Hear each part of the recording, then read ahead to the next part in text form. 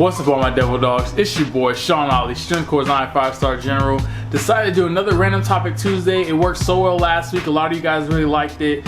And there were some questions I didn't get to answer last week, okay? So I'm gonna go ahead and do that. I'm gonna try and make this video 5 minutes or less. So they're gonna be kind of quick answers because I wanna get to everybody's question.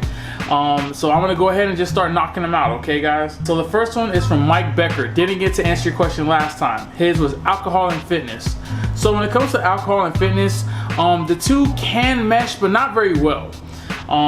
Pretty much what I would say is you want to keep it very modest, maybe social drinking only, maybe even on only weekends. And I'm not talking about getting like wasted drunk where you're like passed out. I mean, maybe having a drink or two, something like that, or on occasion it's okay. But if you're really trying to maximize your gains, alcohol and working out is not going to really be a good mixture. You're going to have to pick one or the other.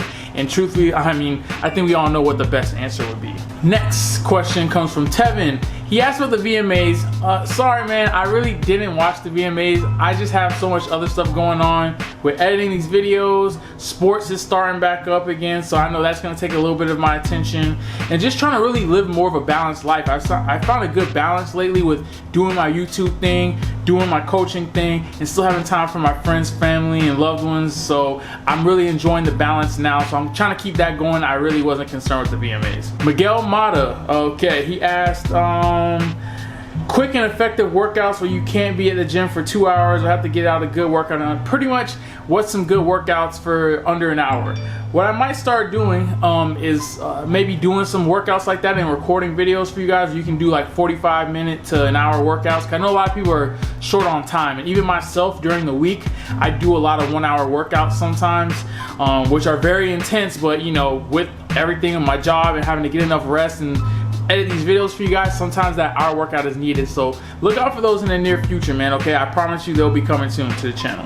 John Yu, he's been a big supporter lately. I really appreciate that, man.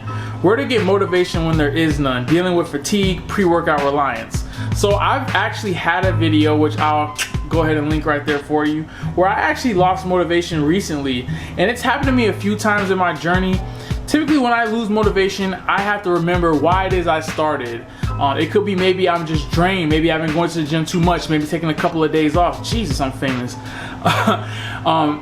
Maybe taking a couple days off from the gym, changing my routine out, maybe having a cheat meal, maybe it's my diet that's kind of, you know, making me feel a certain way. But you want to maybe change something up, remember why you started, and you know, maybe even scale back a little bit. We put so much into this fitness lifestyle that sometimes what we put in doesn't always come back to us right away, and we might put in a whole bunch and the return on the investment comes back a little slower, and that could lead to some fatigue. So I would say either give it a break, change something up, make it fun again, you know, even maybe try working out with somebody different and learn something new. As far as the pre-workout goes, what I would say is you want to taper back on it. Pre-workout, I use it maybe 2 times a week.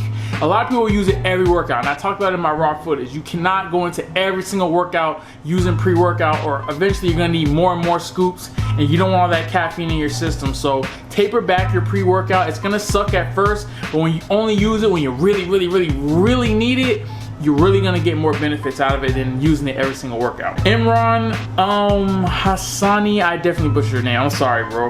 Imran, reverse diet and losing weight at the same time. So a lot of times you actually can reverse diet and still lose weight, because think about it like this.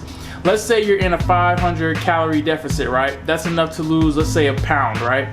Now let's say you're in a deeper deficit than that. Let's say you're in a deficit that maybe was 800.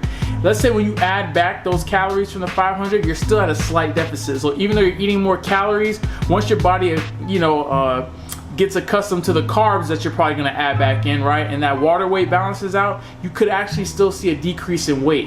A lot of times that does happen when people coming off diets doing a reverse diet. That's pretty much how that works. It's just that you're probably in a bigger deficit than the calories you added back. So completely normal. Jen Garcia, Jen, awesome support. Really, this girl is awesome, man. She's always looking out. She's always really cool. Best glute ham exercise. Oh my God, I'm tripping over my words. Best glute hamstring exercise for females, maybe a possible upcoming video. I do want to do a few more videos more for the women, but if I had to say anything in terms of the best exercise for glutes and hamstrings, barbell hip thrusts. It's not squats, it's not RDLs. Barbell hip thrusts are the best exercise for your glutes, and they recruit a little bit of hams. Hamstrings, I'm gonna lean more towards the Romanian deadlifts or stiff leg deadlifts, but I'm gonna say overall, nothing beats barbell hip thrust. If you're a lady and you're not doing those in your routine, highly recommend it. Or if you're a dude trying to bring up your glutes, highly recommended. Okay, so now we're gonna move on to today's questions. Yes, because today's Monday, and I'm putting a video out Tuesday, but it's Monday. Anyways, there's 4 questions here. I'm gonna go ahead and I'm gonna answer those really quick. Miguel Mata, again, appreciate your participation, man. You're making this video happen. How to beat your plateau, like how to overcome when you're stuck at a size and weight. So it depends whether you're going up in weight or coming down in weight. So let's say, for instance, you're trying to gain weight. You're hitting a plateau.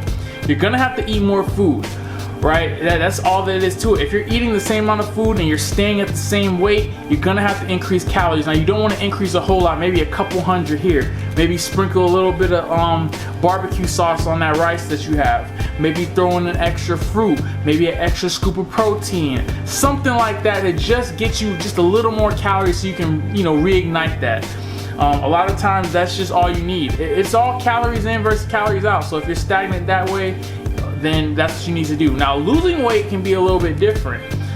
If you're losing weight, then typically I would say if you're hitting a plateau, it may be that you need to do a refeed day. Maybe you need to have a cheat where you kind of, because your leptin levels are going to drop a little bit. And so it's going to be harder and harder to burn fat as you get leaner. So if you run into a plateau, you might want to have a day where you up your calories a lot to kind of trick your body into thinking, oh, I'm getting calories, you can continue to lose weight. So those are a couple of tricks. I mean, there's so much depending on the different variables, but those are a couple of ways to break through plateaus, whether you're trying to gain or lose weight. Andre Falcon, longtime supporter, really appreciate it, man. When you get a chance to train with Chris Jones, what body parts would you want to train when it happens? I would love to train back with Chris, man. I feel like back is probably my strongest asset. I think they go with taking my arms, and Chris has always been, his back is a strong point, so I would love to train back, man. That would be epic, man. If I could ever make that happen, that would be pretty dope, but back for sure. Romeo Fabio, this is an interesting one. Do you get territorial or protective when other dudes be hitting on your woman? Now, me personally, I'm not a very jealous type of dude, you know what I mean? I'm very confident. Like, you're my girlfriend, I know you're my woman. You know what I mean? If you're gonna go mess around or do something like that, it's gonna catch up to you eventually, and then I'm just gonna leave you, to be honest. But as far as like, if dudes are hitting on my girl and I'm there, that's hella disrespectful, and I'm gonna let you know about it. Like, when my girlfriend tells me stories about, oh, this dude tried to get my number, blah, blah, blah, that doesn't make me upset. Truthfully, that's almost a compliment to me, because it's like, well, okay, at least I know other dudes think my girlfriend's attractive, which I don't know if you guys see my girlfriend, but she is fine, though.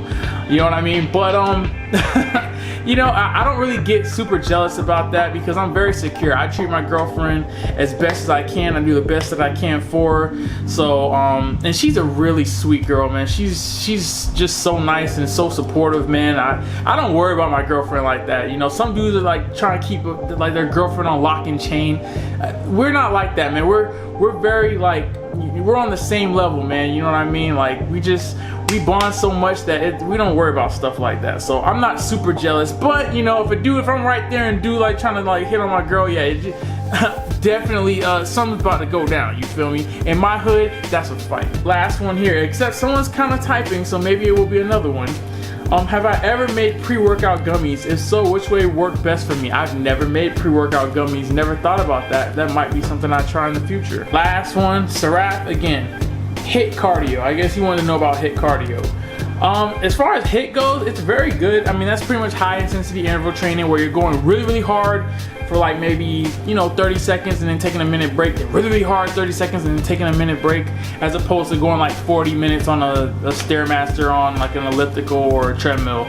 I would say if you're an athlete, definitely go for HIIT cardio. If you're somebody who doesn't have a lot of time, go for HIIT cardio.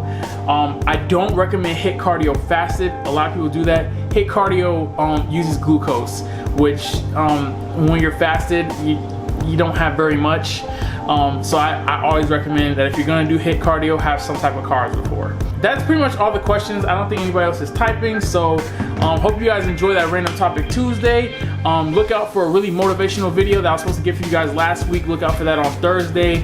I'm not sure what I'm gonna bring to you Friday. It might be a workout video. It might be a tip video. It might be something different, I don't know.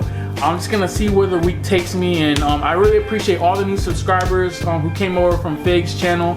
I appreciate all the support and all the haters. All you guys, thank you. But anyways, you guys, I'm really thankful, man, for my channel growing and just doing big things. So I didn't want to make this video too long. I'm trying to stick to that. So without further ado, don't forget the orders, subscribe and share, like and comment. Till next time, my devil dogs, dismissed.